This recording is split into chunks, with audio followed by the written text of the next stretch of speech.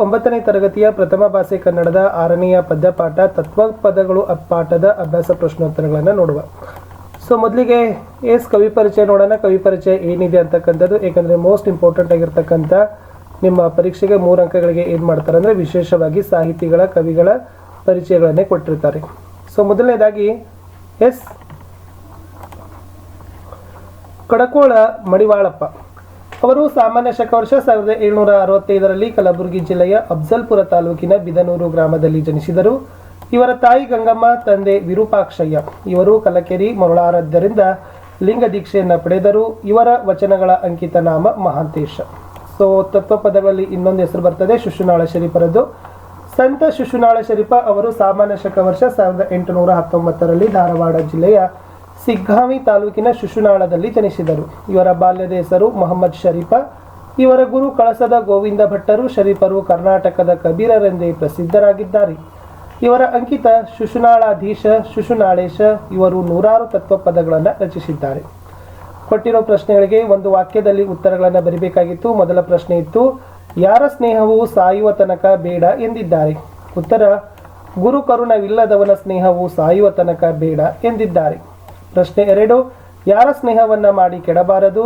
ಉತ್ತರ, ಹೀನ ಮನುಷ್ಯನ ಸ್ನೇಹವನ್ನ ಮಾಡಿ ಕೆಡಬಾರದು. ಪ್ರಶ್ನೆ 3, ತತ್ವಪದಕಾರರು ಯಾರ ಸೇವೆ ಮಾಡಬೇಕು ಎಂದಿದ್ದಾರೆ? ತತ್ವಪದಕಾರರು ಸಾಧು ಸತ್ಪುರುಷರ ಸೇವೆ ಮಾಡಬೇಕು ಎಂದಿದ್ದಾರೆ. ಪ್ರಶ್ನೆ 4, ಬಿದಿರು ಹೇಗೆ ಬೆಳೆಯಿತು? ಬಿದಿರು ಹುಟ್ಟುತ್ತಾ ಹುಲ್ಲಾಗಿ ಬೆಳೆಯುತ್ತಾ ಮೈತುಂಬಿಕೊಳ್ಳುತ್ತದೆ. 5ನೇ ಪ್ರಶ್ನೆ, ಬಿದಿರಿನ ಚಪ್ಪರವು ಏನನ್ನು ಕೊಡುತ್ತದೆ? ಬಿದಿರಿನ ಚಪ್ಪರವು ನೆರಳನ್ನು ಕೊಡುತ್ತದೆ. 6ನೇ ಪ್ರಶ್ನೆ, ಬಿದಿರು ಶಿಶುನಾಳಾಧೀಶನಿಗೆ ಏನಾಗುತ್ತದೆ? ಸೊ ಬಿದಿರು ಶಿಶುನಾಳಾಧೀಶನಿಗೆ ಓಲಗವಾಗುತ್ತದೆ. ಇನ್ನು ಕೆಳಗಿನ ಪ್ರಶ್ನೆಗಳಿಗೆ 3-4 ವಾಕ್ಯಗಳಲ್ಲಿ ಉತ್ತರಗಳನ್ನು ಬರೀಬೇಕಾಗಿತ್ತು. ಮೊದಲ ಪ್ರಶ್ನೆ, ಬಿದಿರು ಮಕ್ಕಳಿಗೆ, ರೈತರಿಗೆ, ಮಹಾತ್ಮರಿಗೆ ಯಾವ ರೀತಿಯಲ್ಲಿ ಉಪಯೋಗವಾಗುತ್ತದೆ? ಉತ್ತರ, ಬಿದಿರು ಮಕ್ಕಳಿಗೆ ತೂಗುವ ತೊಟ್ಟಿಲಾಗಿ ಬಳಕೆಯಾಗುತ್ತದೆ, ರೈತರಿಗೆ ಬಿತ್ತುವ ಕೂರಿಗೆಯಾಗುತ್ತದೆ, ಮಹಾತ್ಮರ ಕೈಗೆ ಬೆತ್ತವಾಗಿ ಉಪಯೋಗವಾಗುತ್ತದೆ. 2ನೇ ಪ್ರಶ್ನೆ, ಧಾನ್ಯಗಳನ್ನು ಕುಟ್ಟಲು, ಬೀಸಲು, ಕೇರಲು ಬಿದಿರು ಹೇಗೆ ಸಹಾಯಕವಾಗಿರುತ್ತದೆ? ಉತ್ತರ, ಬಿದಿರು ಧಾನ್ಯಗಳನ್ನು ಕಟ್ಟಲು ಒನಕೆಯಾಗಿ ಬಳಕೆಯಾಗುತ್ತದೆ, ಬೀಸುವ ಕಲ್ಲಿಗೆ ಗೂಟವಾಗಿ, ಕೇರಲು ಮರವಾಗಿ ಬಿದಿರು ಸಹಾಯಕವಾಗಿರುತ್ತದೆ. ಪ್ರಶ್ನೆ 3, ತತ್ವಪದಕಾರರು ಸ್ನೇಹ ಮಾಡುವ ಬಗೆಗೆ ಏನೆಂದು ತಿಳಿಸಿದ್ದಾರೆ? ಉತ್ತರ, ತತ್ವಪದಕಾರರು ಸ್ನೇಹ ಮಾಡುವ ಬಗೆಗೆ ಗುರು ಕರುಣವಿಲ್ಲದವನ ಸ್ನೇಹವನ್ನು ಸಾಯುವವರೆಗೂ ಮಾಡಬಾರದು, ಕೊಟ್ಟ ಮಾತಿನಂತೆ ನಡೆಯದವನ ಸ್ನೇಹ ಮಾಡಬಾರದು, ಹೀನ ಮನುಷ್ಯನ ಸ್ನೇಹ ಮಾಡಿ ಕೆಡಬಾರದು ಎಂದು ತಿಳಿಸಿದ್ದಾರೆ. ಗುರುಕರುಣೆ ಪದ್ಯದ 3 ಮತ್ತು 4ನೇ ಚರಣದಲ್ಲಿ ಏನನ್ನ ಮಾಡಬಾರದೆಂದು ತತ್ವ ಸಾರಿದ್ದಾರೆ? ಉತ್ತರ, ಅಕ್ಕ ತಂಗಿಯರೆಂದು ಬಾಯಲ್ಲಿ ಕರೆದು ಅವರ ಬಗ್ಗೆ ಕೆಟ್ಟದಾಗಿ ಯೋಚಿಸಬಾರದು, ಸುಮ್ಮನೆ ಊಟ ಮಾಡಿಕೊಂಡು ಕುಳಿತು ಕಾಲ ಕಳೆಯಬಾರದು, ಹಳೆಯದೆಲ್ಲವೂ ಶ್ರೇಷ್ಠವೆಲ್ಲವೆಂದು ಕಡೆಗಣಿಸಿ ಇಂದಿನದೇ ಶ್ರೇಷ್ಠವೆಂದು ಸರಿ ಮಾಡಬಾರದು ಎಂದು ಗುರುಕರುಣೆ ಪದ್ಯದಲ್ಲಿ ಹೇಳಲಾಗಿದೆ. ಮುಖ್ಯ ಪ್ರಶ್ನೆ, ಈ ಕೊಟ್ಟಿರೋ ಪ್ರಶ್ನೆಗಳಿಗೆ 8-10 ವಾಕ್ಯಗಳಲ್ಲಿ ಉತ್ತರವನ್ನು ಬರೀಬೇಕಾಗಿತ್ತು. ಮೊದಲ ಪ್ರಶ್ನೆ, ಗುರುಕರುಣೆ ಪದ್ಯದ ಸಾರಾಂಶವನ್ನ ನಿಮ್ಮ ಮಾತುಗಳಲ್ಲಿ ಬರೆಯಿರಿ. ವೆರಿ ಮೋಸ್ಟ್ ಇಂಪಾರ್ಟೆಂಟ್ ಆಗಿರ್ತಕ್ಕಂಥ ಪ್ರಶ್ನೆ ಇತ್ತು. ಉತ್ತರ, ಕಡಕೋಳ ಮಡಿವಾಳಪ್ಪನವರು ಗುರುಕರುಣೆ ಎಂಬ ತತ್ವಪದದಲ್ಲಿ ಸ್ನೇಹ, ಸಂಬಂಧ, ಸೇವೆ ಮುಂತಾದ ವಿಷಯಗಳನ್ನು ಕುರಿತು ಹೇಳಿದ್ದಾರೆ.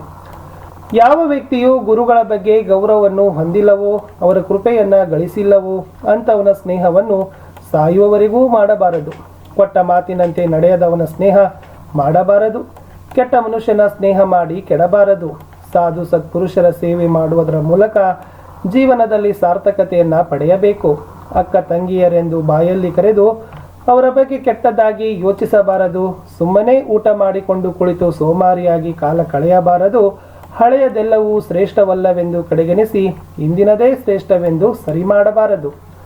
ಪ್ರಶ್ನೆ 2, ಬಿದಿರು ಪದ್ಯದ ಸಾರಾಂಶವನ್ನು ನಿಮ್ಮ ಮಾತುಗಳಲ್ಲಿ ಬರೆಯಿರಿ. ಉತ್ತರ, ಪ್ರಕೃತಿಯಲ್ಲಿರುವ ಬಹುಪಯೋಗಿ ಪರಿಕರಗಳಲ್ಲಿ ಬಿದಿರು ಸಹ ಒಂದಾಗಿದೆ.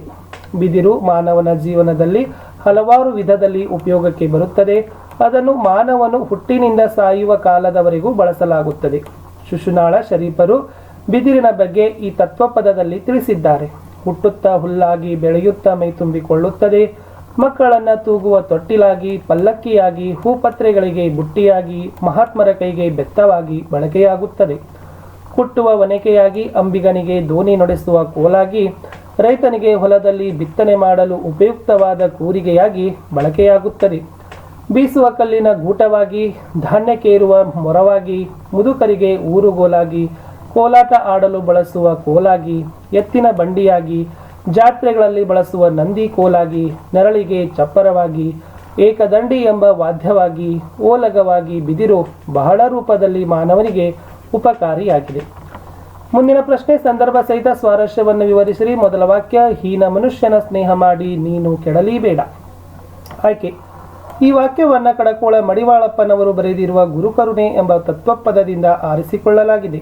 ಸಂದರ್ಭ, ಕೊಟ್ಟ ಮಾತಿನಂತೆ ನಡೆಯದವನ ಸ್ನೇಹ ಮಾಡಬಾರದು, ಕೆಟ್ಟ ಮನುಷ್ಯನ ಸ್ನೇಹ ಮಾಡಿ ಕೆಡಬಾರದು, ಗುರುಕರುಣೆ ಇಲ್ಲದವನ ಸ್ನೇಹ ಮಾಡಬಾರದು ಎಂದು ತಿಳಿಸೋ ಸಂದರ್ಭದಲ್ಲಿ ಮಡಿವಾಳಪ್ಪನವರು ಈ ಮಾತನ್ನ ಹೇಳಿದ್ದಾರೆ.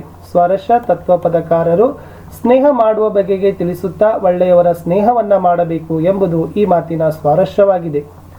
ಎರಡನೇ ವಾಕ್ಯ, ನಿತ್ಯ ಕಾಲದಲ್ಲಿ ಅಶನವ ಉಂಡು ಹೊತ್ತು ಗುಳಿಯಲೀಬೇಡ. ಈ ವಾಕ್ಯವನ್ನ ಕಡಕೋಳ ಮಡಿವಾಳಪ್ಪನವರು ಬರೆದಿರುವ ಗುರುಕರುಣೆ ಎಂಬ ತತ್ವಪದದಿಂದ ಆರಿಸಿಕೊಳ್ಳಲಾಗಿದೆ. ಸಂದರ್ಭ, ಯಾವುದೇ ವ್ಯಕ್ತಿಯಾದರೂ ಸರಿಸುಮ್ಮನೆ ಊಟ ಮಾಡಿಕೊಂಡು ಕುಳಿತು ಸೋಮಾರಿಯಾಗಿ ಕಾಲ ಕಳೆಯಬಾರದು, ಸುಮ್ಮನೆ ವ್ಯರ್ಥವಾಗಿ ಕಾಲ ಕಳೆಯಬಾರದೆಂಬುದನ್ನು ತಿಳಿಸುವ ಸಂದರ್ಭದಲ್ಲಿ ಮಡಿವಾಳಪ್ಪನವರು ಈ ಮಾತನ್ನ ಹೇಳಿದ್ದಾರೆ. ಸ್ವಾರಸ್ಯ, ಸುಮ್ಮನೆ ವ್ಯರ್ಥವಾಗಿ ಕಾಲ ಕಳೆಯದೆ ಏನಾದರೂ ಉಪಯುಕ್ತವಾದ ಕೆಲಸ ಮಾಡಬೇಕು ಎಂಬುದು ಈ ಮಾತಿನ ಸ್ವಾರಸ್ಯವಾಗಿದೆ.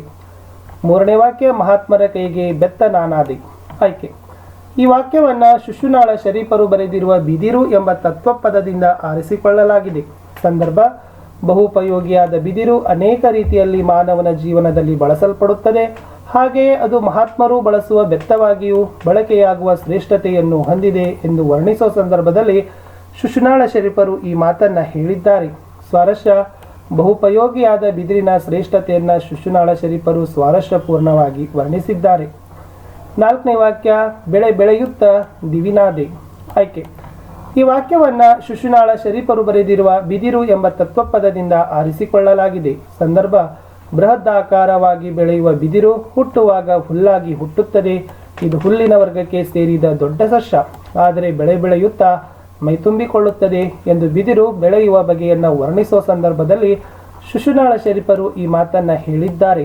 ಸ್ವಾರಸ್ಯ, ಬೃಹದಾಕಾರವಾಗಿ ಬೆಳೆಯುವ ಬಿದಿರು ಹುಟ್ಟುವಾಗ ಹುಲ್ಲಾಗಿ ಬೆಳೆ ಬೆಳೆಯುತ್ತಾ ಮೈತುಂಬಿಕೊಳ್ಳುತ್ತದೆ ಎಂಬುದು ಈ ಮಾತಿನ ಸ್ವಾರಸ್ಯವಾಗಿದೆ. ಖಾಲಿ ಬಿಟ್ಟಿರುವ ಸ್ಥಾನಗಳನ್ನು ತುಂಬಬೇಕಿತ್ತು.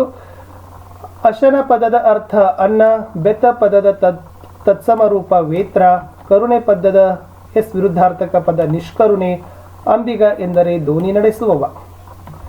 ಸೊ ಕಡೆಗಿರ್ತ ಸಂಬಂಧೀಕರಣದ ಪದಗಳಿದಾವೆ. ಹಿಂದು, ಮುಂದು, ಹಿರಿದು, ಕಿರಿದು, ಮಾತಿಲ್ಲದವನ ಲೋಪಸಂಧಿ, ಕರುಣವಿಲ್ಲದವನ ಆಗಮ ಸಂಧಿ, ಮನುಷ್ಯನ ಷಷ್ಠಿ ವಿಭಕ್ತಿ, ಕಾಲದಲ್ಲಿ ಸಪ್ತಮಿ ವಿಭಕ್ತಿ, ಪತ್ರ, ಎಲೆ, ಚಕ್ಕಡಿ, ಎತ್ತಿನ ಗಾಡಿ.